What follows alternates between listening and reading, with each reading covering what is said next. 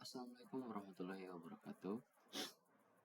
Perkenalkan, nama saya Muhammad Ilham dari TI Angkatan 25 kelas E dengan nomor NIM 202 501 40224. Baik, dalam kesempatan kali ini saya akan menjelaskan dan mempresentasikan modul NetAcad poin 3.4, yaitu konfigurasi dan upgrade perangkat komputer.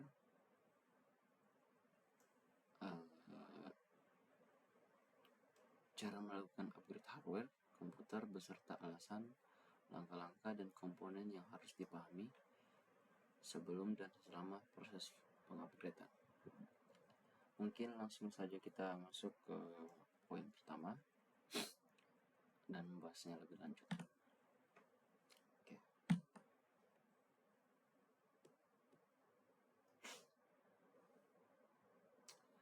Pengupgradean perangkat keras di slide pertama, yaitu tujuan upgrade komputer. Bisa kalian lihat di gambar yang tertera sebelah kanan, itu adalah komponen motherboard. Sebelum saya menjelaskan tujuan, saya akan menyebutkan, sebelum saya menjelaskan komponen-komponen, saya akan membacakan tujuan upgrade komputer. Tujuan utama melakukan upgrade komputer adalah untuk meningkatkan performa sistem agar bekerja lebih cepat, stabil, dan efisien, sehingga mampu menjalankan aplikasi dan kebutuhan pengguna yang terus berkembang.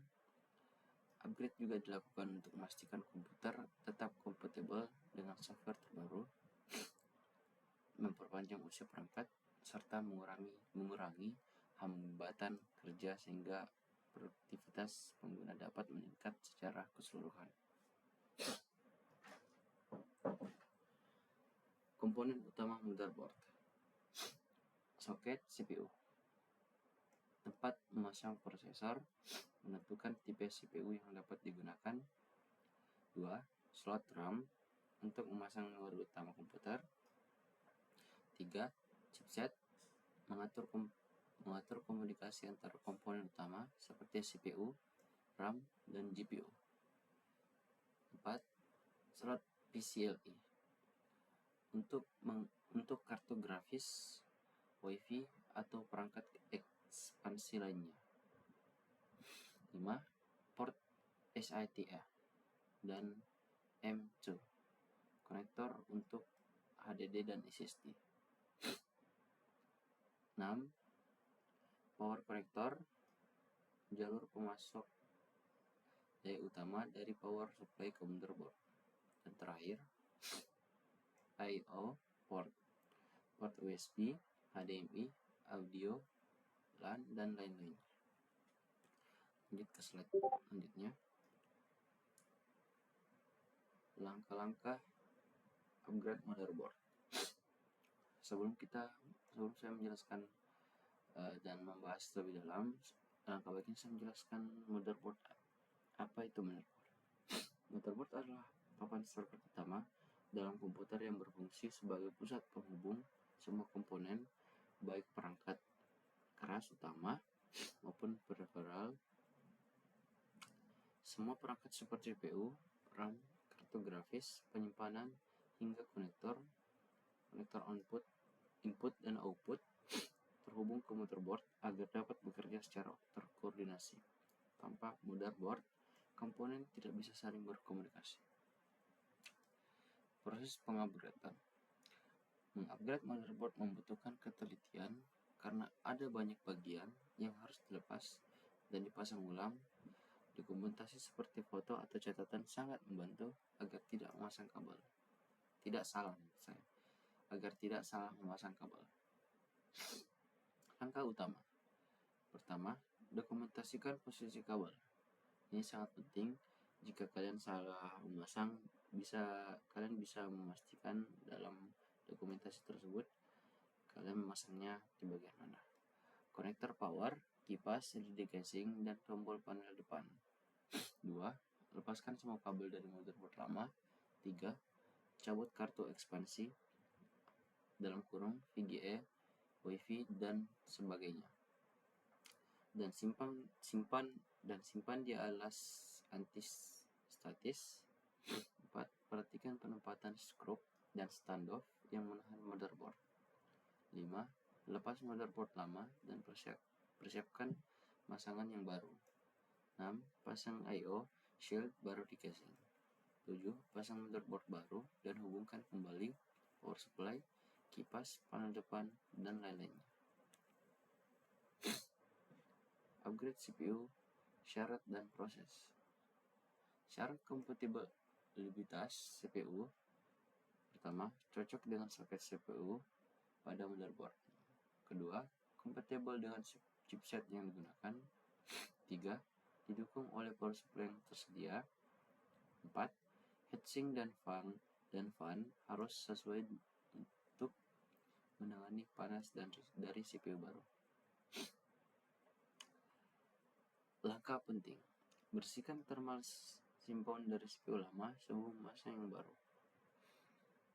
2. Setiap pemasangan CPU baru harus diberi thermal compound baru untuk menjaga penghantar panas. 3. Cek suhu CPU melalui BIOS atau software monitor untuk memastikan pendingin bekerja optimal. Penjelasan umum upgrade CPU dapat meningkatkan kecepatan pemrosesan, namun harus sesuai dengan soket dan chipset motherboard. Jika tidak kompatibel, CPU tidak dapat digunakan.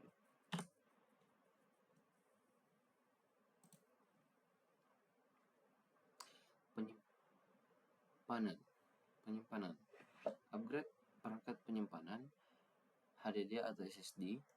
Penjelasan umum: menambah atau menggantikan perangkat penyimpanan adalah salah satu upgrade paling umum dan paling mudah dilakukan. Upgrade storage dapat meningkatkan kapasitas penyimpanan dan performa sistem. Alasan umum upgrade: pertama, kapasitas penyimpanan tidak mencukupi. Kedua, ingin meningkatkan kecepatan dan menggunakan SSD. 3. Memasang sistem operasi kedua. Keempat, menyediakan ruang swap file dan backup data. Langkah instalisasi atau pemasangan. 1. Letakkan HDD dan SSD. Letakkan HDD atau SSD pada drive by kosong. Kedua, kencangkan dengan sekrup agar tidak bergerak. 3. Hubungkan kabel SATA ke motherboard. 4. Sambungkan kabel daya dari power supply. Upgrade peripheral dan keyboard, mouse, USB, dan lain-lain. Penjelasan umum: upgrade peripheral penting untuk kenyamanan, produktivitas, dan kebutuhan ergonomis pengguna. Meski tidak mempengaruhi performa internal komputer, peripheral dapat secara signifikan meningkatkan pengalaman penggunaan. Ini opsional ya. Mungkin bagi orang-orang ada ya membutuhkan mouse dan keyboard. Alasan umum upgrade peripheral: pertama, mengganti keyboard dan mouse dengan versi ergonomis untuk menghindari cedera jangka panjang. Kedua, menggunakan keyboard yang sesuai bahasa tertentu atau kebutuhan khusus (misal angka tambahan atau shortcut). 3. Mengakomodasi pengguna disabilitas dengan perangkat input khusus. Terakhir, menambahkan USB hub jika port yang tersedia tidak mencukupi. Upgrade power supply dan penutup. Mengapa perlu upgrade power supply?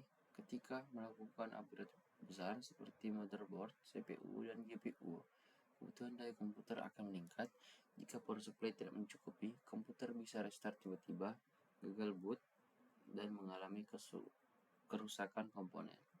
Seperti contohnya pastinya matot atau mati total. Alasan upgrade power supply: komponen baru membutuhkan watt lebih besar. 2. Untuk memastikan stabilitas sistem saat beban tinggi. 3.